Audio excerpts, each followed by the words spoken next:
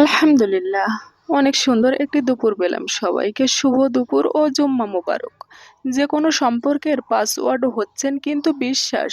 মানুষের বেঁচে থাকাটাই অস্বাভাবিক, মরে যাওয়াটাই স্বাভাবিক। আজ হয়তোবা সময়টা খারাপ যাচ্ছে, কিন্তু সারা জীবন যে থাকবে তা না। তবে আজ যাদের চিনে নিয়েছেন তাদেরকে সারা জীবন মনে রাখবেন।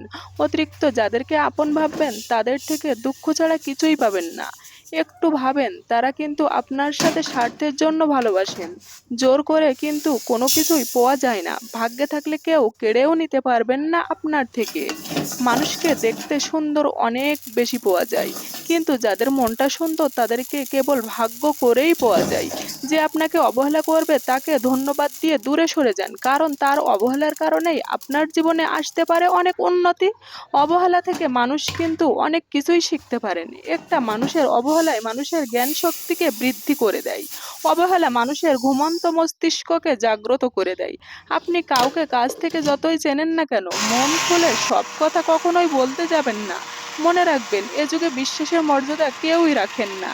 জীবনে যদি বারবার হেরে যান তবে পথটাকে বদলান, স্বপ্নটাকে নয়। কারণ একটা গাছ তার পাতা বদলায়, জায়গা কি কখনো বদলায় না। সেই জন্য সবসময় আমাদের ভিতরে পরিবর্তন আনতে হবে। সবাই ভালো থাকবেন। আল্লাহ হাফেজ। আসসালামু আলাইকুম।